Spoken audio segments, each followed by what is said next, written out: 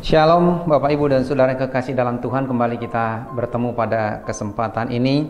Saya berharap Bapak Ibu dan Saudara dalam keadaan sehat dan sukacita dalam perlindungan Tuhan.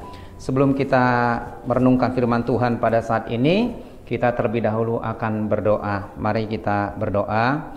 Bapa di surga yang kami sembah dalam nama Tuhan Yesus, kembali kami datang kepadamu. Kami bersyukur untuk penyertaan Tuhan, kebaikan Tuhan yang kami selalu rasakan dalam hidup kami. Engkau baik dan sangat baik bagi kami. Kini saatnya kembali kami akan merenungkan sebagian firman-Mu. Mari Tuhan Kau berbicara kepada kami. Urapi hamba-Mu, urapi kami semua, supaya kami dapat memahami dan melakukan firman ini dalam hidup kami. Dalam nama Tuhan Yesus kami berdoa. Amin. Bapak Ibu dan Saudara yang kekasih dalam Tuhan, adapun yang menjadi tema kita pada minggu ini adalah jangan takut. Ayat pembacaan kita pada kesempatan ini saya ambil dari Matius pasal 8 ayat 23 sampai 26 dan kita bandingkan dengan Markus pasal 4 ayat 35 sampai dengan ayat yang ke-41. Mari kita membaca bersama-sama. Judul dari perikop ini adalah angin ribut diredakan. Lalu Yesus naik ke dalam perahu dan murid-muridnya pun mengikutinya. Sekonyong-konyong mengamuklah angin ribut di danau itu, sehingga perahu itu ditimbus gelombang, tetapi Yesus tidur. Maka datanglah murid-muridnya membangunkan dia, katanya, "Tuhan, tolonglah, kita binasa." Ia berkata kepada mereka, "Mengapa kamu takut, kamu yang kurang percaya?" Lalu bangunlah Yesus menghardik angin dan danau itu, maka danau itu menjadi teduh sekali. Dan heranlah orang-orang itu, katanya, "Orang apakah dia ini, sehingga angin dan danau pun taat kepadanya?" Bapak Ibu dan Saudara kekasih dalam Tuhan, perasaan takut adalah perasaan yang sangat umum kita alami dalam kehidupan kita. Dan setiap orang pasti pernah mengalami rasa takut, namun dalam konteks dan kadar yang berbeda-beda. Rasa takut memang sangat manusiawi dan itu wajar terjadi dalam kehidupan kita. Namun yang perlu kita hindari adalah supaya kita tidak dikuasai oleh rasa takut. Mengapa kita tidak boleh dikuasai oleh rasa takut? Karena jika kita dikuasai oleh rasa takut, maka akan berdampak yang tidak baik, berdampak yang buruk dalam kehidupan kita. Yang pertama adalah kalau ketakutan akan menguasai kita, maka kita akan mengalami kehilangan ketenangan dan kehilangan damai sejahtera dalam kehidupan kita, sehingga kita menjalani hidup ini dengan tidak menyenangkan. Kemudian yang kedua adalah apabila kita dikuasai oleh ketakutan, seringkali kita menjadi kehilangan akal sehat, sehingga tidak jarang logika kita tidak berjalan sebagaimana mestinya, sebab pikiran kita sedang kacau ataupun galau. Kemudian yang ketiga adalah kalau kita dikuasai oleh rasa takut, itu akan mempengaruhi kesehatan mental kita yang menyebabkan stres, bahkan panik, seperti yang dialami oleh banyak orang pada masa kini. Dan ketakutan bukan hanya sekedar mereka terjangkit virus, tetapi ketakutan dalam berbagai aspek oleh karena pengaruh psikologis, sehingga ketika ada sinyal-sinyal lain dalam tubuh mereka sudah mulai ketakutan. Dan memang kalau kita memperhatikan sejak zaman dulu, ketakutan itu sudah terjadi dalam sepanjang sejarah kehidupan manusia. Di dalam Alkitab pun firman Tuhan menceritakan umat Tuhan seringkali mengalami ketakutan. Salah satu contoh yang sangat jelas dalam Alkitab adalah ketika bangsa Israel sudah dekat ke tanah Kanaan, maka Musa mengutus 12 pengintai untuk mempelajari keadaan di tanah Kanaan sebelum mereka memasukinya. Sekembalinya mereka dari pengintaian, maka mereka membuat laporan kepada Musa dan Harun. Ternyata laporan mereka dibagi dalam dua kelompok. Yang pertama, kelompok 10 orang. Mereka menilai, melihat keadaan yang ada di sana itu tidak didasarkan kepada iman, tetapi didasarkan kepada perhitungan logika. Mereka berkata bahwa penduduk di kota itu sangat besar-besar, tinggi-tinggi. bahkan seperti suku-suku Enak. Dan apa yang mereka sampaikan kepada bangsa Israel menimbulkan ketakutan yang luar biasa dalam kehidupan mereka, sehingga pada malam hari itu mereka menangis. Namun ada dua orang yang memiliki persepsi dan penilaian yang berbeda, yaitu Kaleb dan Yosua. Mereka melihat, mereka menilai, mereka berespon berdasarkan iman yang mereka miliki. Mereka berkata bahwa kalau Tuhan beserta kita, maka kita akan mengalahkan mereka, sebab yang menyertai mereka sudah meninggalkan mereka, tetapi Tuhan menyertai kita. Oleh karena jawaban ini, maka bangsa Israel menjadi marah pada waktu itu. Mereka menangis pada malam hari itu. Mereka bersungut-sungut dan hendak mengadakan kudeta dengan mengangkat seorang pemimpin atas mereka supaya mereka bisa kembali ke Mesir. Dan di tengah-tengah kekalutan yang terjadi pada waktu itu, bangsa itu mencoba hendak melontari Kaleb dan Yosua dengan batu. Melihat kondisi itu, Musa berdoa kepada Tuhan, dan Tuhan akhirnya berbicara kepada bangsa itu melalui Musa dan menenangkan mereka. Yang menjadi pertanyaannya adalah, secara umum apa yang paling ditakutkan oleh banyak orang? Ada orang yang takut mati sebab mereka tidak siap menghadapi kematian. Ada orang juga yang takut kehilangan orang-orang yang dicintainya. Ada juga orang yang takut tentang masa depannya. Mereka menjadi cemas, mereka menjadi bingung bagaimana kelak masa depan mereka. Ada juga yang ketakutan kehilangan pekerjaan. Bahkan ada orang yang ketakutan terhadap keadaan seperti yang kita hadapi sekarang ini. Padahal kadang-kadang yang kita takutkan itu belum tentu terjadi. Kita takut terhadap kematian. Kita takut kehilangan orang-orang yang kita sayangi. Kita takut terhadap masa depan kita. Kita takut terhadap pekerjaan kita. Padahal seharusnya kita tidak takut terhadap hal-hal itu. Yang seharusnya kita takut adalah kepada Tuhan yang memiliki kehidupan, yang memiliki masa depan, yang memiliki pekerjaan, dan memiliki segalanya. Untuk menghadapi rasa takut, para penaksir Alkitab dalam satu terjemahan mengatakan bahwa kata jangan takut ditemukan sebanyak 365 kali dalam Alkitab. Seolah-olah mereka hendak menekankan supaya kita tidak takut satu hari pun dalam satu tahun selama 365 hari yang akan kita lalui. Bahkan mereka mengatakan bahwa kalimat pendek ini menjadi salah satu kalimat yang paling banyak ditulis di Alkitab setelah kata Tuhan. Kembali kepada nats pembacaan kita pada kesempatan ini. Kisah ini terjadi ketika Tuhan Yesus dan murid-muridnya sedang naik perahu, hendak menyeberang sekembalinya mereka pelayanan di kota Kapernaum. Pada waktu perjalanan naik perahu, ketika mereka berada di danau, tiba-tiba angin ribut mengamuk. Bahkan Injil Markus mengatakan, lalu mengamuklah taufan yang sangat dahsyat dan ombak menyembur masuk ke dalam perahu, sehingga perahu itu mulai penuh dengan air. Di tengah-tengah kekacauan yang sedang terjadi, para murid mengalami ketakutan, mengalami kecemasan, mengalami keputusasaan. Lalu mereka membangunkan Yesus dan berkata, Tuhan, tolonglah kita binasa. Lalu apa yang dikatakan oleh Tuhan Yesus pada waktu itu? Dia berkata, mengapa kamu takut? Kamu yang kurang percaya. Nah, kalau kita merenungkan dan memperhatikan kisah ini, maka kita akan menemukan beberapa hal yang menyebabkan mengapa murid-murid mengalami ketakutan pada waktu itu. Memang secara logika, di tengah-tengah badai, ketika air sudah mulai masuk ke dalam perahu, tentu siapapun yang menghadapi kejadian seperti itu akan mengalami rasa takut.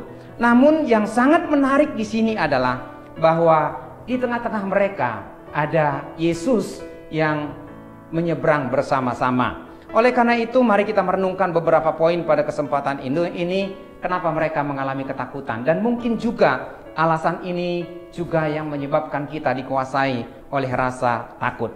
Yang pertama adalah mereka dikuasai oleh ketakutan karena mereka kurang percaya. Sebagaimana yang Tuhan Yesus katakan, dia berkata bahwa, "Mengapa kamu takut? Kamu yang kurang percaya." Sebenarnya kalau kita memperhatikan pernyataan atau pertanyaan ini, mereka sudah percaya kepada Yesus. Itu sebabnya mereka membangunkannya dan menceritakan apa yang sedang terjadi. Namun yang menjadi persoalan adalah mereka mengalami ketakutan oleh karena mereka kurang percaya, sehingga ketakutan itu membuat mereka menjadi kehilangan ketenangan. Padahal dalam perikop sebelumnya, dalam pasal yang sama, Tuhan Yesus baru saja melakukan beberapa mujizat. Ia menyembuhkan ibu mertua Petrus dan orang-orang lain yang dicatat dalam Matius pasal 8 ayat 14 sampai dengan yang ke-17. Pada waktu mereka berada di kota Kapernaum. Bahkan dalam ayat itu ada ungkapan ibu mertua Petrus dan orang-orang lain. Itu artinya bahwa yang sakit itu, yang disembuhkan itu bukan hanya ibu mertua Petrus dan satu orang lain, tetapi lebih dari satu. Sebab ini ada kata yang mengatakan orang-orang lain. Jadi mereka baru melihat, baru menyaksikan bahwa Yesus melakukan mujizat yang menyembuhkan orang-orang tersebut. Ternyata itu tidak cukup membuat mereka percaya kepada Yesus, bahwa Yesus mampu melepaskan mereka dari persoalan yang mereka hadapi, mampu menolong mereka di tengah-tengah situasi yang sulit yang mereka hadapi. Mungkin selama ini juga kita mengalami hal yang sama. Kita mengatakan bahwa kita sebagai orang percaya, atau mungkin kita berkata bahwa kita adalah pengikut Kristus. Kita mengatakan bahwa kita adalah orang beriman. Tetapi ketika kita diperhadapkan dengan pergumulan hidup, tantangan, kesulitan dalam kehidupan kita, kita tidak lagi memiliki rasa percaya. Walaupun kalau kita menoleh ke belakang, ada begitu banyak pertolongan Tuhan, kemurahan Tuhan, keajaiban Tuhan, bahkan mujizat Tuhan yang kita alami dalam kehidupan kita. Itu sebabnya apapun yang terjadi dalam kehidupan kita, di tengah-tengah situasi yang sulit yang kita hadapi pada saat ini, belajarlah untuk tetap percaya dan mempercayakan hidup kepada Yesus. Yang kedua, kenapa mereka mengalami ketakutan? Yang kedua adalah ternyata mereka tidak mengenal Yesus secara pribadi. Mereka belum mengenal Yesus secara pribadi. Kebersamaan mereka sampai saat itu ternyata belum cukup membuat mereka mengenal Yesus secara pribadi. Padahal Tuhan Yesus sudah mengajar mereka banyak hal tentang siapa dirinya, dari mana dia datang. Dia mengajar mereka tentang kerajaan surga. Bahkan mereka sudah menyaksikan bahwa Tuhan Yesus melakukan banyak mujizat. Kalau kita memperhatikan dalam pasal dan perikop sebelumnya, di mana Tuhan Yesus menyembuhkan banyak orang dalam Matius pasal 4 ayat 23 sampai 25. Ia juga menyembuhkan orang kusta pasal 8 ayat 1 sampai 4. Lalu menyembuhkan hamba perwira di Kapernaum. Lalu kemudian menyembuhkan ibu mertua Petrus dan orang-orang lain. Yang lebih menarik adalah ketika kekacauan itu terjadi, mereka memanggil Yesus dengan sebutan Tuhan. Lalu apa arti kata Tuhan bagi mereka? Mereka berkata, "Tuhan, tolonglah kita binasa." Mereka menyebut nama Tuhan, tetapi mereka tidak mengenal Yesus secara pribadi. Memang kalau kita memperhatikan, menyebut nama Tuhan memang gampang. Mengajar itu mudah. Berkhotbah itu mudah. Kesaksian tentang perbuatan-perbuatan yang besar dari Tuhan itu gampang. Tetapi mengenal Yesus lebih dalam tidaklah mudah. Sebab dibutuhkan kerinduan yang dalam, komitmen yang kuat untuk terus menggali kebenaran firman Tuhan, supaya kita lebih mengenal Yesus secara pribadi. baik melalui pembacaan kita, perenungan kita secara pribadi, melalui khotbah-khotbah, melalui kehadiran-kehadiran kita dalam komsel ataupun persekutuan rumah tangga, supaya kita lebih mengenal Dia secara pribadi. Kemudian yang ketiga, apa yang menjadi penyebab mereka mengalami ketakutan? Yang ketiga adalah karena mereka berfokus pada situasi ataupun keadaan. Yang terjadi pada waktu itu adalah ketika mereka sedang naik perahu berlayar menuju ke seberang, tiba-tiba ada angin taufan yang terjadi menghantam perahu mereka sehingga air menyembur dan masuk ke perahu. Bahkan perahu mereka hampir penuh dengan air. Mata mereka melihat itu, mereka mengalami itu, dan akibatnya mereka panik, kalut, stres, sehingga menimbulkan kekacauan. Mereka tidak langsung menyadari bahwa di tengah-tengah mereka ada Tuhan Yesus.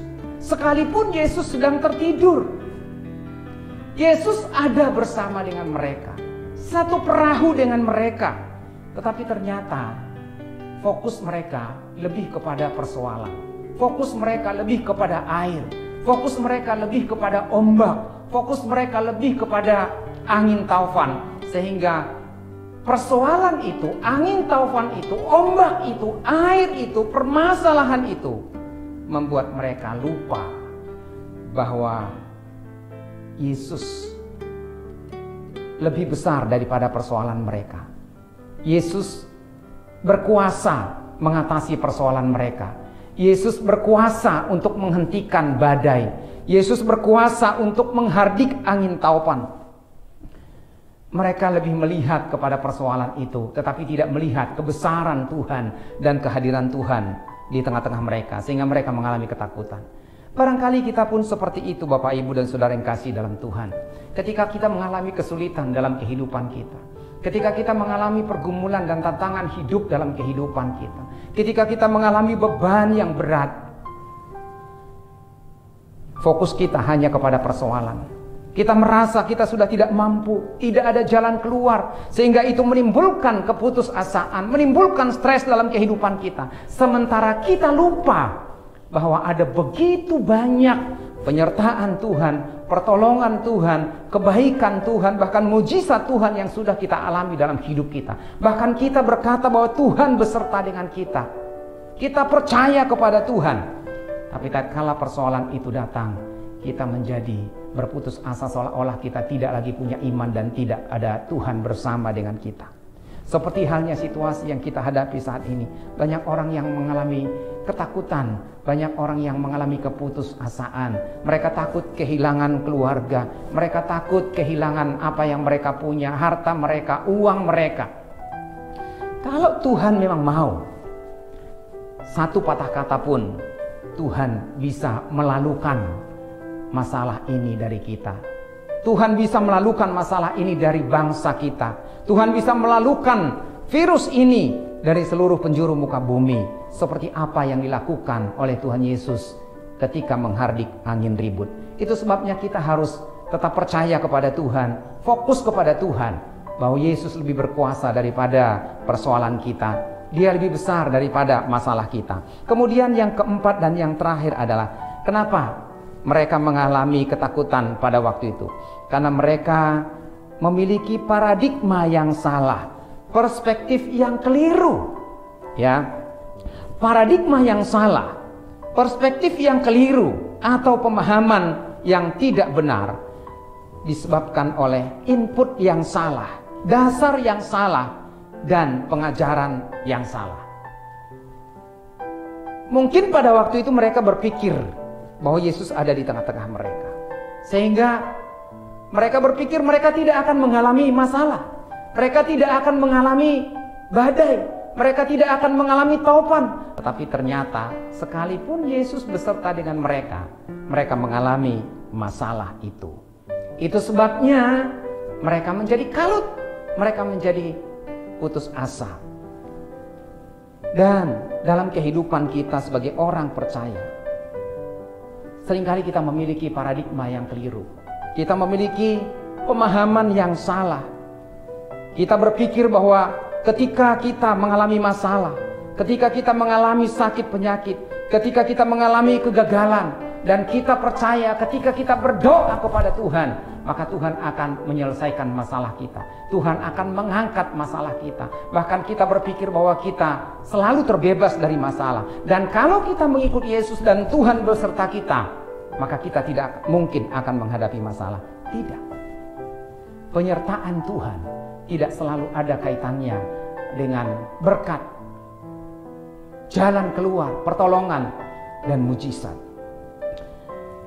Hal itu terjadi karena kita diajar bahwa menjadi orang Kristen, maka Tuhan akan memenuhi setiap apa yang kita minta. Itu sebabnya ada pengajaran yang mengatakan, apa saja yang kamu minta dalam namaku, kamu akan menerimanya. Apa saja yang kamu minta. Tuhan tidak berbicara apa saja yang kita inginkan atau kita meminta akan mengabulkannya. Yang menjadi tanggung jawab kita adalah percaya dan taat. Masalah berkat itu adalah urusan Tuhan. Itu sebabnya Bapak Ibu dan Saudara kekasih dalam Tuhan, oleh karena paradigma yang keliru, pemahaman yang salah, ketika orang percaya diperhadapkan dengan kesulitan, tantangan, masalah, mereka menjadi frustrasi, mereka menjadi putus asa. Lalu bagaimana dengan Ayub? Alkitab mencatat bahwa tidak ada seorang pun sesaleh Ayub pada waktu itu. Tetapi justru dalam kesalehannya, dia mengalami bencana yang luar biasa. Anak-anaknya semua meninggal. Seluruh ternaknya dan hewannya habis. Bahkan juga uangnya, hartanya, tidak ada yang tersisa. Teman-temannya mulai menghakimi dia. Bahkan istrinya pun tidak lagi sepaham dengan dia. Bahkan disuruh mengutuki Tuhan. Tetapi Ayub mengatakan, dengan telanjang aku dilahirkan, maka dengan telanjang pula aku akan kembali kepadanya. Tuhan yang memberi dan Tuhan yang mengambil.